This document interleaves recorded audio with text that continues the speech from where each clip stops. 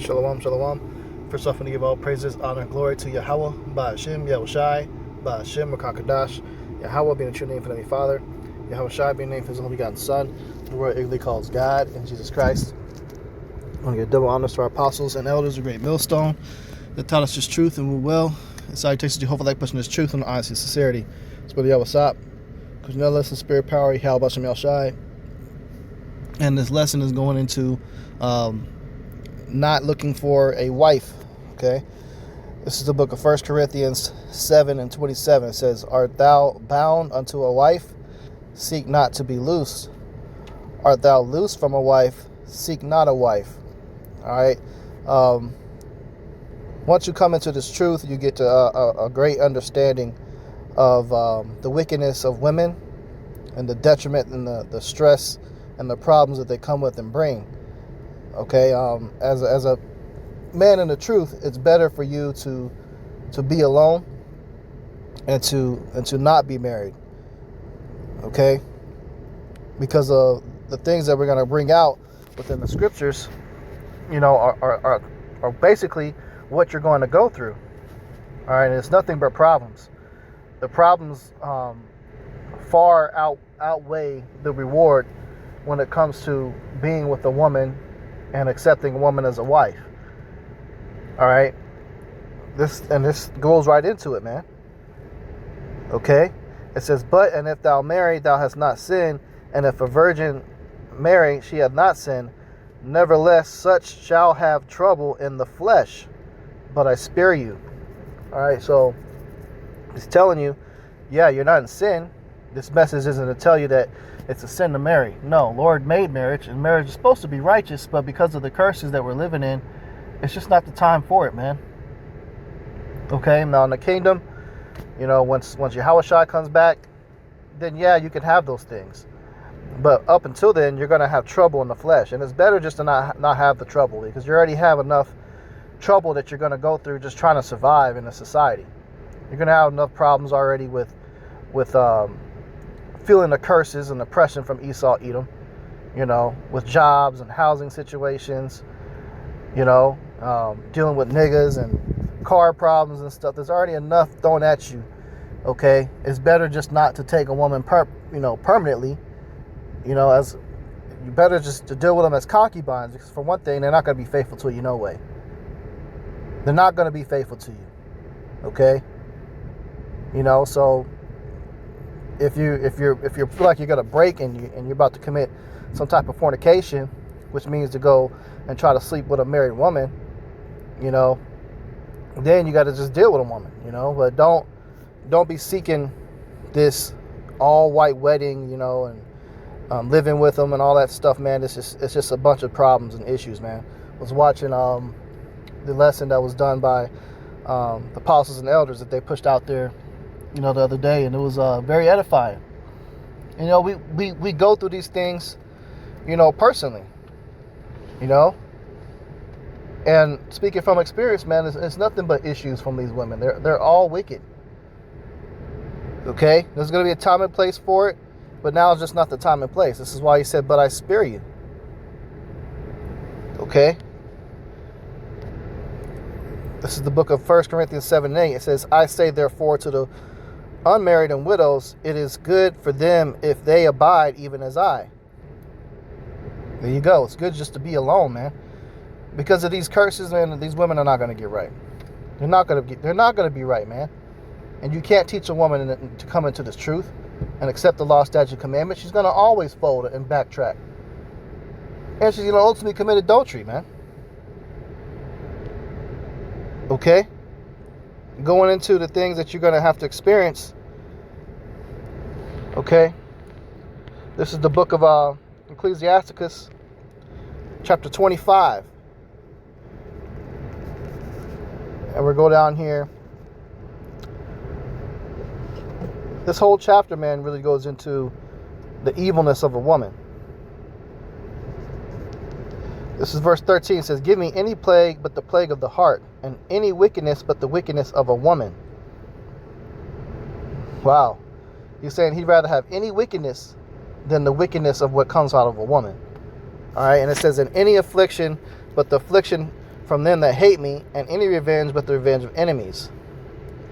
There is no head above the head of a serpent, and there is no wrath above the wrath of an enemy.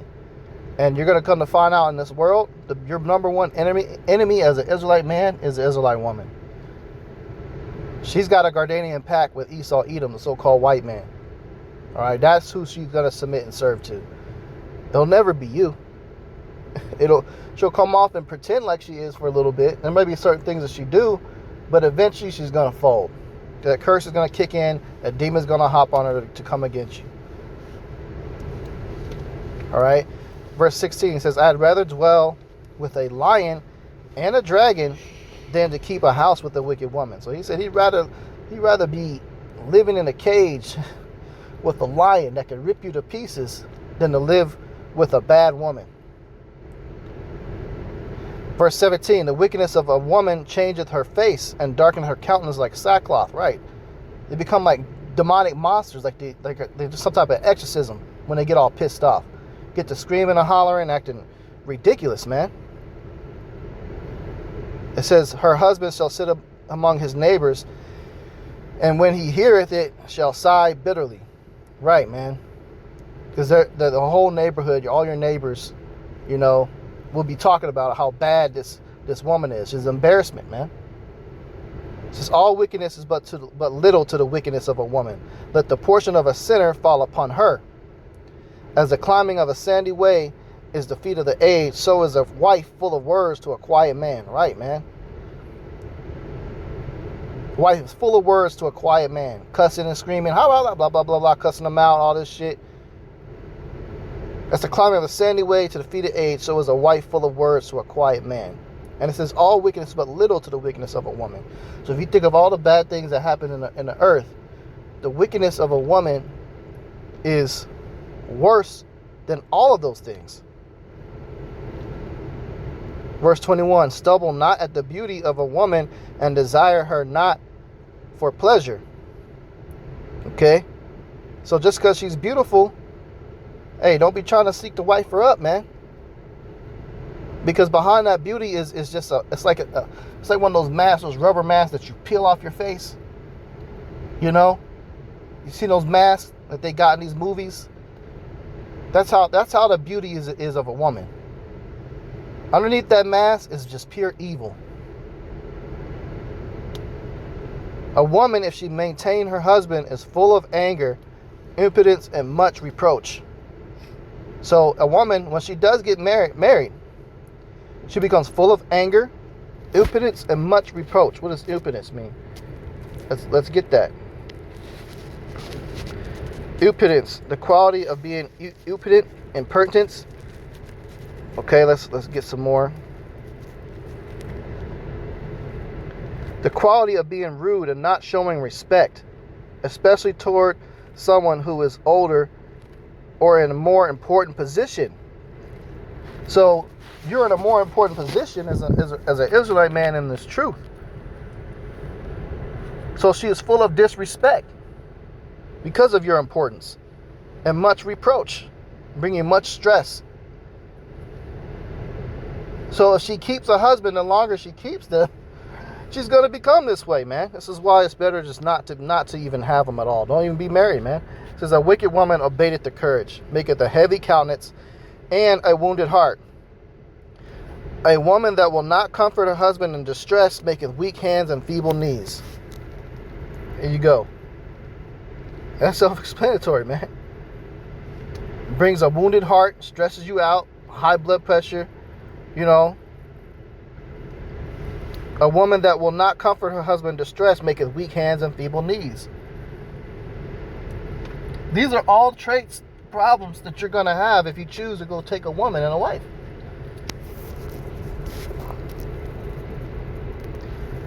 Ecclesiastes 25 and 24. Of the woman came the beginning of sin, and through her we all die. These women are just completely different creatures, man. They don't have the Lord in them. The ones that do are extremely rare, rubies, diamond a dozen. You'll probably never see them, man. Until Jacob's trouble or the kingdom. Give the water no passage, neither a wicked woman liberty to gad abroad. You can't even trust them to go out nowhere, man. Once you give them a little bit of liberty, give them an inch to go a mile. And quickly in the next man's bed. If she go not as thou wouldest have her, cut her off from thy flesh, and give her a bill of divorce, and let her go. That's the best thing you can do. It's the best thing you can do, man.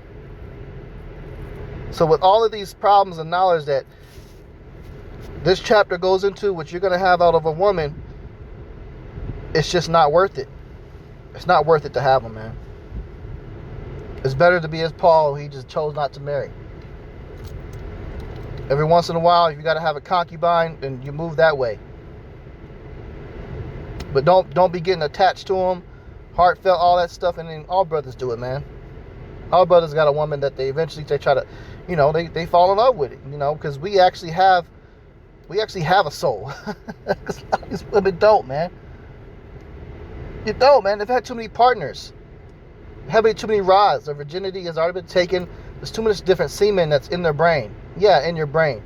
Women, it's been proven that women retain the DNA of every man that she's been with.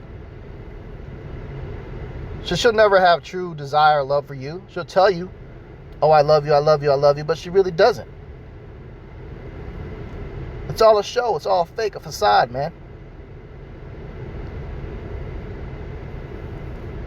So it's better to just not seek a wife, man. Seek not a wife. All right? So, Moses Willis Lessons edifying. I'm going to close out and give all praises, honor, and glory to Yahweh, by Hashem Yahushai, by Hashem HaKadosh.